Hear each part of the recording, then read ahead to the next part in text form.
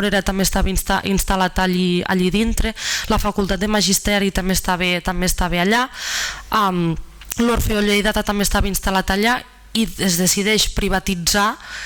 per a un sector molt reduït de la població, que és l'únic que hi té accés econòmic, i per tant tots aquests usos socials que tenia el convent del Roser es veuen capats per interessos econòmics. Què vull dir amb això? Que inevitablement hem de fer la reflexió que els processos de patrimonialització no asseguren una millora de les condicions de vida dels centres històrics ni una rehabilitació integral dels centres històrics. Per què? Doncs perquè en la majoria de centres històrics que apareixeran en les ponències posteriors tenen necessitats que responen a problemes estructurals, amb la qual cosa un patrimoni en concret que acaba responent als usos que amb voluntats polítiques s'hi volen dur a terme allí dintre no assegurarà que hi hagi una millora de les condicions de vida dels veïns que estan dins aquest casc antic, sobretot perquè si després d'haver fet aquesta anàlisi econòmic no hi tindran mai accés, i aquest patrimoni salvaguardat i rehabilitat només acabarà responent a uns pocs interessos d'una població que decideix voluntàriament o per aquesta categorització de marginalitat social que tenen els centres històrics a no tindre-hi cap tipus de relació més enllà de la econòmica. Sí que si es vol apostar per la salvaguarda d'aquests patrimonis dels centres històrics, considero que s'han de salvaguardar sempre i quan els usos que s'hi vulguin donar responguin a les necessitats que tingui el barri i es duguin a terme a través de projectes fets per al barri i des del barri, que la gent i els veïns que hi viuen hi pugui tindre veu i vot en aquestes decisions que s'hi vulguin dur a terme. A més, considero que és molt important que els propis centres històrics que es volen rehabilitar i on s'hi destaquen patrimonis s'han d'entendre com a patrimonis en si, perquè considero que també s'ha de poder trencar amb aquesta frontera que actualment també els experts que treballem en patrimoni ens fiquem nosaltres mateixos, en què només aquells que tenen valors únics d'autenticitat o de valor històric són els quals s'han de preservar. Llanço a la pregunta en si, per exemple, no seria un projecte exitós que una casa modernista o que el convent del Roser, per exemple, en lloc d'haver sigut rehabilitat per a usos turístics com a aparador nacional, hagués sigut, per exemple, una casa d'acollida per a dones que hagin patit violència domèstica i que necessitin marxar de casa, o un projecte habitacional en format de pisos socials per a gent que tampoc té accés als preus del lloguer, bàsicament perquè també tindrien un ús de gent que és resident del centre històric. És a dir, com he dit anteriorment, s'ha d'entendre el propi barri com un patrimoni en si mateix que s'ha de preservar a tots els nivells i en tots els exemples de patrimoni que ens hi trobem allí dintre. És una forma també de desacralitzar el patrimoni, que al cap i a la fi és un dels reptes que tenim damunt de la taula en el nostre dia a dia. I finalment també, abans he assenyalat nombrosos equipaments culturals que hi han instal·lats al centre històric de Lleida. Considero que no s'ha de donar la culpa o no s'ha de culpabilitzar que estiguin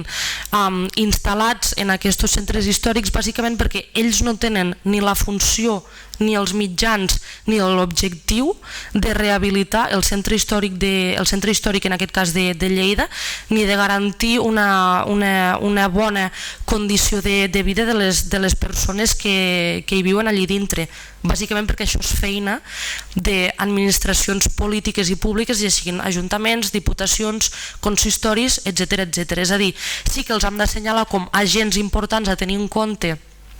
que poden arribar a potenciar el sentiment d'arrelament i de participació ciutadana dels centres històrics, però en cap cas tenen damunt de la taula i de la seva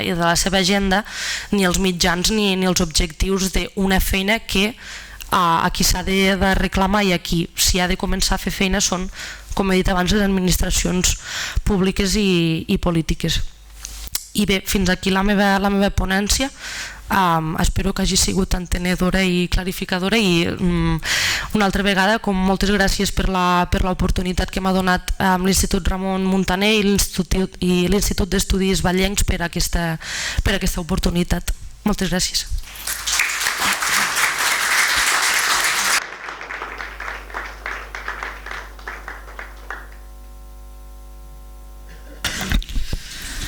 Bé, moltes idees en una primera ponència, des de la part més teòrica, però també amb aquesta mostra d'aquesta situació del cas de Lleida.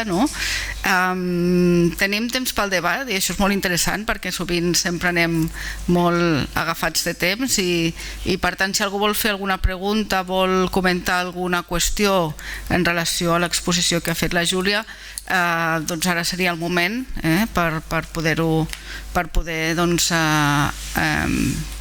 potser comentar alguns aspectes que ella ha plantejat o fer alguna pregunta respecte a la seva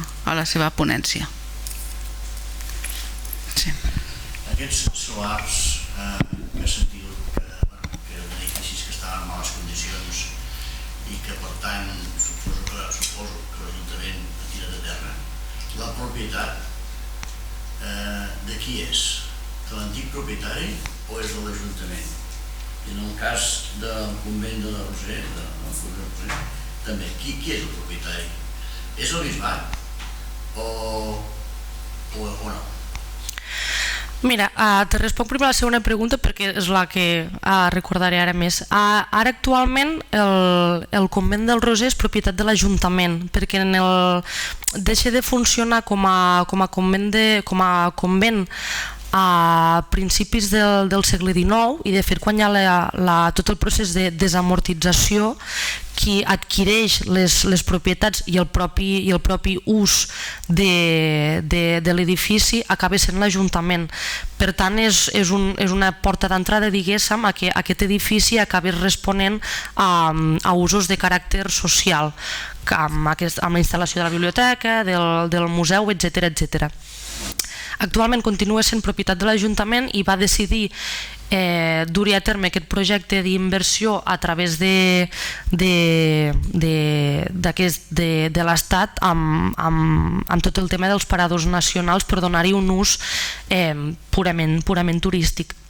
I pel que fa a la propietat dels solars no ho tinc molt clar, però la majoria de solars que abans tenien edificis i han hagut de ser enderrocats sí que responien a petits propietaris que s'han anat perdent o no han respost a les necessitats de restauració o de rehabilitació que necessitava el propi immoble, amb la qual ho ha acabat adquirint l'Ajuntament per poder dur a terme processos d'enderrocament amb condicions. I ara la majoria acaben sent solars buits perquè en el seu moment era on s'hi havia instal·lat part d'aquest districte del Mercat del Pla amb aquestes botigues efímeres i contenidors que albergaven bars, restaurant, el que fos, i ara actualment no tenen cap tipus d'ús més enllà de ser un solar buit que la gent del barri acaba utilitzant com a plaça. Aquesta d'aquí en concret, la del mural del nen, l'Ajuntament de Lleida la va habilitar també amb unes canastes de bàsquet que ara no es veuen per donar-li únic i exclusivament com un ús de plaça, d'esbarjo, però la majoria no tenen cap tipus d'ús més enllà de ser un solar buit. Perquè es podria fer una política d'habitatge en aquests... Sí, realment sí. Gent jove, els protegits tenen les filles de la gent que hi pot anar i venen prioritzant la gent de Lleida, i no a tots, però penso que li donaria una empenta, això, aquestes desgràcies que hem vist de Lleida. Sí, realment és com el mateix anàlisi que feien la majoria d'entitats o d'associacions de veïns del barri o de Lleida en general quan es duien a terme processos dins el centre històric, perquè s'entén òbviament que la majoria d'edificis potser haurien d'anar a terra per construir-ne de nous amb materials adequats i idonis,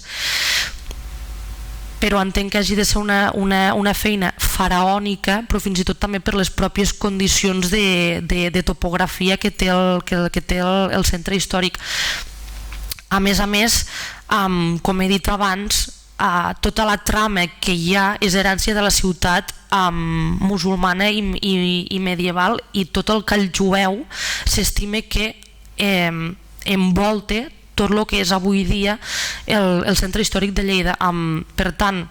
si hi haguessin, per exemple, la construcció d'un nou edifici i en aquells fonaments hi haguessin restes històriques, m'imagino que probablement primaria més la preservació d'aquestes restes arqueològiques que potser no pas la construcció de nous edificis, però perquè literalment aixecaries qualsevol pedra del centre històric i te trobaries part del call jueu que va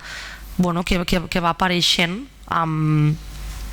Ara han deixat oberta aquesta zona d'aquí perquè aquí abans era on hi havia la plaça del seminari, on hi havia els temporers acampats, i en el qual quan queden desallotjats l'espai és viable que es pugui obrir per mostrar part del call jueu de la ciutat.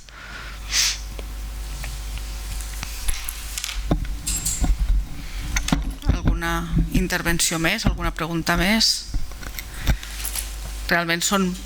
molt complex. Aquesta primera ponència ens ha donat una mica la idea de la complexitat de treballar amb aquests nuclis històrics, no? I de fer-los, de posar-los en valor, de fer-los importants i vius per a la població local, però també atractius per la gent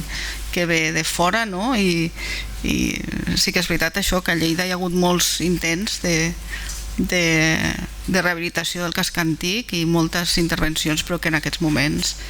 encara es veu molt aquest contrast entre el que és la part comercial, que depèn a quin moment del dia passes està buida, no? I la part alta de la ciutat, no? I és veritat que allà el contrast realment a Lleida és molt fort, no? I molt complex realment. No sé si algú també, de les primeres reflexions teòriques que ha fet la Júlia, que ha conceptualitzat una mica, no? Aquest marc del tema de l'espai, però també un espai que a poc hem anat utilitzant per a usos, no? Més de serveis, més de utilitat pràctica, bàsicament, i com gestionar això amb el patrimoni que hi ha en aquell espai i fer que la població, doncs, més enllà d'aquests usos més de servei, també sigui atractiu des del punt de vista patrimonial i d'ús de la ciutat, no? D'aquests espais. I també m'ha agradat la part del paper de les entitats, és el que dius, no? En el cas del casc antic de Lleida hi ha entitats potents, com és l'Orfeó Lleidatà, que ara té el seu espai i que està fent una funció social importantíssima, perquè justament aquesta setmana vam tenir una reunió allà i van explicar tots els seus programes socials en el casc antic, i a més ho vam veure perquè molta població del casc antic passava per allà a fer activitats,